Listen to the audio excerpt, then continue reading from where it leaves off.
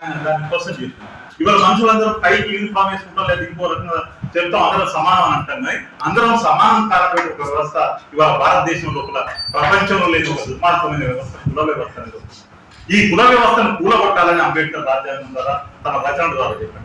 కానీ ఒకవైపు కుల వ్యవస్థను పునాదిగా పెట్టుకొని మాట్లాడుతున్న వాళ్ళందరూ ఏం మాట్లాడుతున్నారంటే, అయ్యా కులాలు ఇట్లా ఉండవలసింది, స్త్రీలు ఇట్లా ఉండవలసిందే, వాళ్ళు ఉద్యోగాల దాకా వస్తే ఎట్లా మా అవకాశాలు పోతాయనేటువంటి వాళ్ళు ఉన్నారు. లేదా ఈ కుల వ్యవస్థ లోపల ఒకటి దళితులు శూద్రులు అనే వాళ్ళు కింద ఉంటారు, బీసీలు కింద ఉంటారు, వాళ్ళ పైన వైశ్యులు క్షత్రియులు బ్రాహ్మణులు ఉంటారు. ఆ బ్రాహ్మణులు చెప్పింది ఇక్కడ నడవాలి, అదే ఇవాళ నడుస్తుంది. కనుక బ్రాహ్మణుడు తన ఆలోచన నుంచి మన పుట్టిన దగ్గర నుంచి చచ్చిపోయేదాకా జన్మ 21 నుంచి మొదలు పెడితే చనిపోయే దినం వరకు, ఏడాది మార్చం వరకు ఆయన కంట్రోల్లోని సమాజంగా నడుస్తారు. దీన్ని బ్రేక్ చేయాలని చెప్పి సావిత్రిబాయి పూలే, జ్యోతిరావు పూలే ఒక పెద్ద మహత్తరమైనటువంటి పోరాటాలు. ఒక స్త్రీ భర్త చనిపోతే ఆ భర్త చనిపోవడానికి కారణాల గురించి మాట్లాడకుండా ఆ స్త్రీని కూడా శిరోముండనం చేసి విధవరాలుగా రోడ్ల మీద రాకుండా చేసిన ఒక దుర్మార్గ సమాజం మీద ఆమె తిరుగుబాటు చేసి ఇట్లా చేయడానికి లేదని మంగళి వాళ్ళందరినీ ఏకం చేసి మీరు గుండు కొడితే ఊరుకోనని చెప్పి ఓ సంస్కరణ తీసుకొచ్చినటువంటి సమాజంలో. కానీ ఇవాళ మళ్ళీ అలాంటి పరిస్థితి ఇవాళ కొనసాగుతూ ఉన్నది. అన్ని రకాలలో ఈ సమానత్వం అనేటువంటి చాలా అంశాలలో లేదు. అట్లనే ఇవాళ చాలా మాట్లాడుతున్నారు ఆ సెక్యులరిజం లేదా సోషలిజం అనేటువంటి వాటి మీద ఈ మధ్య సుప్రీంకోర్టు ఇచ్చిన జడ్జిమెంట్, అది కూడా పీఠికలో రాస్తున్నటువంటి అంశం. ఏ సమానత్వం ఉన్నది? సమానత్వానికి సంబంధించినటువంటి మనుషులుగానే సమానత్వం లేదు. కానీ ఆయన కలగన్నది దేశానికి స్వాతంత్ర్యం రావడం. అంటే మహాత్మా గాంధీ సందర్భంలో మాట్లాడారు, దేశంలో రక్తం ఎట్లా ప్రసరణ చెందుతున్నదో దేశంలో ఉన్న సంపద అంతా కూడా పేద అన్ని వర్గాలకు సమానంగా డిస్ట్రిబ్యూట్ చేయడం. ఎప్పుడైతే ఆర్థికంగా సమానత్వం సాధించబడమో ఈ దేశం రోగగ్రస్తమైనటువంటి దేశంగా ఉంటుందని చెప్పాడు. బాబాసాహెబ్ అంబేద్కర్ కూడా అదే మాట్లాడు. నేను ఒక రాజ్యాంగ విలువకు సంబంధించిన ఒక మనిషికి ఒక ఓటు అనేటువంటి విలువ చెప్పాను. కానీ దీని వెనుక ఇది మాత్రమే కాదు, సాంఘికంగా, ఆర్థికంగా, సామాజికంగా మొత్తం సమాజం అంతా ఒకటిగా ఉండాలనేటువంటి సంకల్పం. కానీ వాళ్ళ సమాజం అంతా ఒకే రకంగా ఉండాలి, ఒకే రంగుని ఇష్టపడాలి, ఒకే తిండిని ఇష్టపడాలి, ఒకే కల్చర్ని ఇష్టపడాలనేటువంటి ఒక దుర్మార్గమైన పరిస్థితి వాళ్ళు కొనసాగుతుంది. కనుక అక్కడ ఏమి ఈ విధానాలు ఇట్లా ఉంటే ఎట్లాంటి ప్రశ్న మనలాంటి వాళ్ళ వాడు. కనుక ఈ సమానత్వం ఎట్లా ఉంది వాళ్ళ దేశంలో? మీరు చాలాసార్లు మేము పిల్లలకు ఎస్ఏ రైటింగ్ కాంపిటీషన్ పెడితే పేదరికం ఎందుకున్నది, నిరుద్యోగం ఎందుకున్నది, ఈ ప్రశ్నలు అయితే రకరకాల సమాధానాలు వస్తాయి. మనకు చెప్పే సమాధానాలు ఉంటాయి. ఏమన్నా మన కర్మ బాగాలేదు, అదృష్టం బాగాలేదు, నేను ఎన్టీ యూనివర్సిటీలో చదివితే రాలేదు, లేదా ఉస్మానియా చదువుతాను, ఇంకొక నారాయణ గారి వచ్చి ఉండొచ్చు అనేటువంటి ఆలోచిస్తున్నాం. కానీ ఇవాళ దేశంలో ఇంత నిరుద్యోగం ఎందుకు పెరిగింది? మీ అందరూ తెలుసో లేదా, ఈ మధ్య 5 గ్యాంగ్ మనీ అనేటువంటి ఒక ఉద్యోగం రైల్వే పట్టాల మీద టిఫిన్ డబ్బా వెనకాల పెట్టుకొని ఆ రైలు పట్టాలు చెక్ చేసే గ్యాంగ్ మ్యాన్ అనేటువంటి ఉద్యోగానికి 8వ తరగతి అర్హత. కానీ అప్లై చేసిన 5 లక్షల మంది విద్యార్థులలో ఎంటెక్ చదివినటువంటి వాళ్ళు 80,000 మంది అప్లై చేశారు మన ప్రభుత్వం. అంటే దేశంలో నిరుద్యోగం ఇంత దారుణంగా ఉంది. ఈ నిరుద్యోగం ఇంత ఎందుకు ఉంది అని అంటే దానికి సమాధానం ఏం చెప్తామంటే, అవును మనం చదివిన కాలేజో లేదా మన బస్సు బాగాలేక మన రాత బాగాలేక ఎందుకు అంటే మీ తల రాతలు కాదు, మీ చేతి రాతలు కాదు. ఇవాళ ఎక్కడో ఒక లింక్ తెగిపోయి ఉన్నది. మన చదువు రాకపోవడానికి, మనకు ఉద్యోగం రాకపోవడానికి చాలా కారణాలు ఉన్నాయి. పేదరికం ఉన్నది. పేదరికం ఎందుకున్నది? ఎట్లాంటి పేదరికం ఉన్నది వాళ్ళ దేశంలో? మీరు చూస్తే బీపీఎల్ సంబంధించిన సర్వే పత్రికల్లో చదువుతారు కదా, రోజుకు 18 రూపాయలతో బ్రతికే కుటుంబం ఈ భారత సమాజంలో ఉన్నది. లేదు, రోజుకు కొన్ని 100 కోట్లు సంపాదించే ఒక దౌర్భాగ్య స్థితి కూడా ఈ సమాజంలో ఉంది. మనందరి మీద రిలయన్స్ కి సంబంధించిన ఫోన్ ఉన్నాయి, సెల్ ఫోన్. ఆ రిలయన్స్ అధినేత ఇన్కమ్ వాళ్ళ ప్రపంచంలోనే పెద్దవాడు. భారత సమాజం సమానమై ఉంటే అందరికీ 2 రెక్కలే ఉన్నప్పుడు, అందరూ సహజ వనరులు వినియోగిస్తున్నప్పుడు ఒకరికి ఇన్ని వేల కోట్ల రూపాయలు ఎట్లా వచ్చాయి, ఒకరికి పూట గడవ స్థితి ఎత్తుకుంది అని అంబేద్కర్ ఆలోచించారు.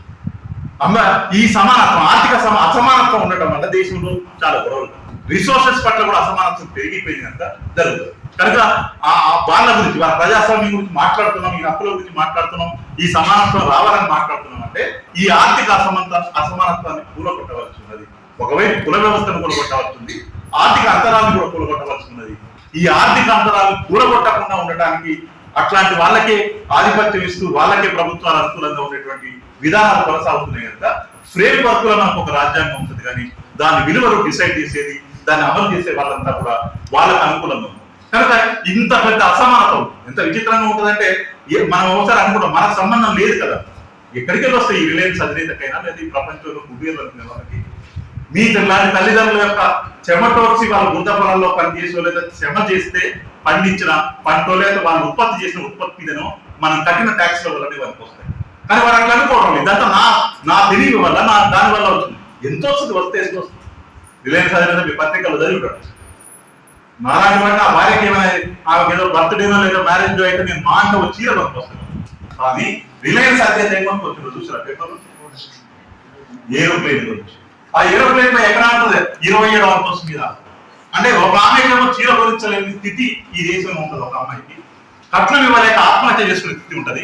లేదు తనకి ఇష్టం వచ్చిన కానిస్టేబుల్ అయ్యి చదువుకొని ఉద్యోగం వస్తే తనకు నచ్చిన ఒక అబ్బాయిని పెళ్లి చేసుకుంటే తమ్ముడు తెగ నరికి దుర్మార్గమైన సమస్య. హక్కుల గురించి మాట్లాడారు. అంటే ఆ అమ్మాయి తను చదువుకొని తనకు ఇష్టమని అంబేద్కర్ చెప్పాడు, కులం పునాదుల మీద మీరు ఒక జాతిని కానీ నీతిని కానీ నిర్మించాలి. కనుక కులం అనే ఒక దాన్ని కూడగొట్టాలంటే మీరు చదువుకున్న పిల్లలు దాన్ని బ్రేక్ చేసే ప్రయత్నం చేస్తున్నారు. మీరు అందులో మీరు చూసుకుంటారు ఆ మధ్య ప్రణయ్ అనే అబ్బాయిని ఎంత తెగ నరికిపడేది. ఏం చేశారు వాడు? ఏం చేయాలి? వాళ్ళకి తెలుసు చచ్చిపోతాను అనుకుంటారు. ఆ పిల్లవాడితో మాట్లాడాను అన్న నన్ను చంపుతా నాకు తెలుసు. కానీ ఆ అమ్మాయి నన్ను నమ్ముకుని నా వెంట వచ్చింది. నేను అమ్మాయిని మోసగించాను. That is the love. అందుకని వాడు ప్రాణం తగ్గిపోయినా చెప్పి ఇవాళ ఆ అమ్మాయి ఏం చేసింది? నడి రోడ్డు మీద ఇట్లా కొన్ని 100 హత్యలు జరుగుతున్నాయి. భారత సమాజంలో స్వేచ్ఛ ఉంటే ఆ అమ్మాయికి ఇష్టం ఉందా లేదా అమ్మాయి ఇష్టం, కానీ నువ్వు ఇష్టం లేకపోతే నిన్ను చంపేస్తా, నిన్ను నరికేస్తా నేను అనేటువంటి ఒక స్థితిలో వాళ్ళ రాజ్యాంగం వచ్చింది. కనుక ఈ విచారం మనం చాలా సీరియస్. అట్లనే ఇవాళ సెక్యులరిస్టిక్ ఒక యాటిట్యూడ్ ఉన్నది సమాజంలో. ఈ అన్ని సమస్యలు ఉంటే వీటి గురించి మాట్లాడకుండా ఈ సమస్యల వెంట అసలు మీకు లింక్ ఉంది ఒకటి తెలుసా? ఏమిటా లింక్ అని అంటున్నారు వాళ్ళు.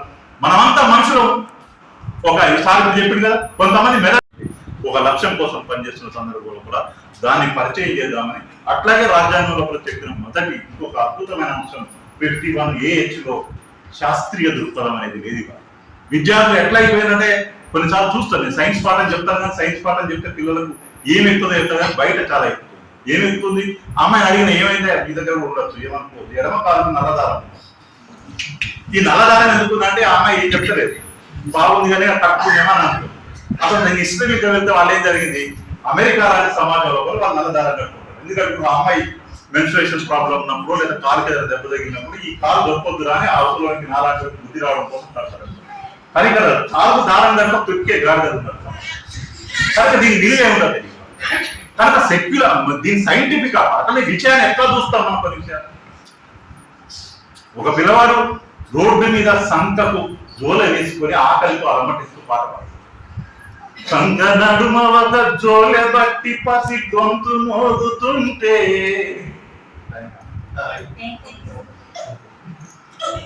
సారీ మీ టైం తీసుకుంటే లేవా? సంగ నడుమ ఒక జోలె బట్టి పసి గొంతు మోగుతుంటే నీవది గేయం అన్నావు, నీవది గేయం అన్నావు, నేనది గాయం అన్నాను. దృష్టిని బట్టి కనిపిస్తున్నది సృష్టిని విన్నాను. ఆ పొరగాడు పడి వినాయకుడు సార్ వినాయకుడి విగ్రహం పాలు తాగుతుంది సార్ సైన్స్ టీచర్ అప్పుడు. సైన్స్ టీచర్కి ఎందుకు తాగుతుంది? తలతనీయత అనే ఒక ప్రిన్సిపల్ ఉంటుంది సైన్స్ లో. ఇప్పుడు ఆయన చేశారు ఏ వస్తువునైనా కొద్దిసేపు 2-3 నిమిషాలు మీరు కాలపెట్టు. కానీ వాడేం చెప్తున్నాడు, లేదు నేను మంత్రంతో చేస్తా అంటే నల్గొండ జిల్లాలో చుట్టుపక్కల నల్గొండ చుట్టూలో ఎన్ని మోసాలు జరుగుతున్నాయి. చదువుకున్నాం ఇక మరి మోసాలు. కానీ నువ్వు చెప్పింది వాడు ఏం చెప్తే అది నమ్మడం. బుద్ధుడు చెప్తాడు నువ్వు ఎవరు టీచర్ కాదు, వాడు ఎప్పుడైనా కాదు. నీకు ఒబీడియన్స్ మంచి మనిషి కావచ్చు. చాలా మంది మంచి మనుషులాగా ఉంటారు, వాళ్ళు చెప్పి అన్ని నిజమని నమ్ముతారు. ఎవ్రీథింగ్ ఈ సస్పెక్ట్ అండ్ క్వశ్చన్ అన్నాడు మా బుద్ధుడు.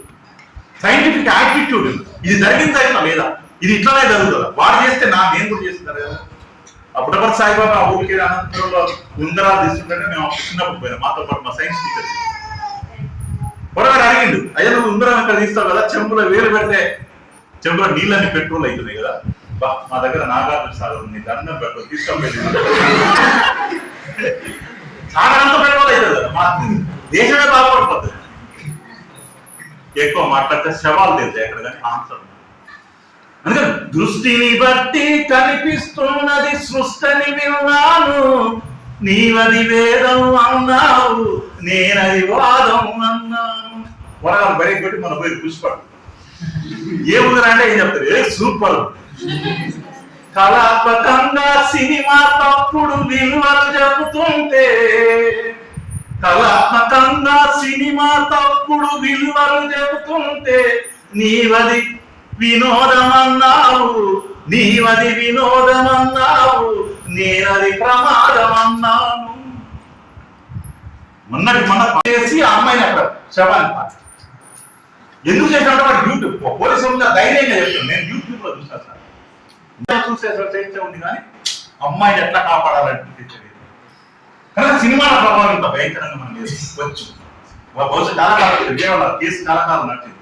అమ్మాయి హాస్టల్లో అర్ధరాత్రి హాస్టల్, ప్రైవేట్ హాస్టల్ కనుక బయట టాయిలెట్ ఉంటే టాయిలెట్ వెళ్ళి వస్తుంది. సినిమా చూసి వచ్చిన వెధవ అమ్మాయి కనపడగానే వెళ్ళి రేప్ చేసి రేప్ చేయాలి. ఈ సినిమాలు చూసి డాన్స్ వేసే పిల్లలు ఎక్కువైతే బహుశా ఎన్జీ యూనివర్సిటీలో ఉంటాను నేను అనుకోవట్లేదు. మా స్కూల్లో పెద్ద సమస్య పిల్లలు పేరు పెట్టాలి, డాన్స్ ఎగరాలి, ఏం పాడలేదు. కళాత్మకంగా సినిమా తప్పుడు విలువలు చెప్తుంటే, నీవది వినోదమన్నావు, నేనది ప్రమాదమన్నాను. అప్పు చేసి అందం కోసం ఒక ఆభరణం కొంటే, నీవది కంకణమన్నావు, నేనది సంకెళ్ళన్నాను. నమ్మిన సత్యం నిలిపేందుకు ప్రాణాలను అర్పిస్తే, నమ్మిన సత్యం నిలిపేందుకు ప్రాణాలను అర్పిస్తే, నీవది మరణం అన్నావు, నీవది మరణం అన్నావు, నేనది జననం అన్నాను. అట్లా జన్మించినటువంటి బాబాసాహెబ్ అంబేద్కర్ ఆశయ స్ఫూర్తిని కొనసాగించడానికి మీరు ప్రయత్నం చేయాలని నాకు అవకాశం ఇస్తుంది.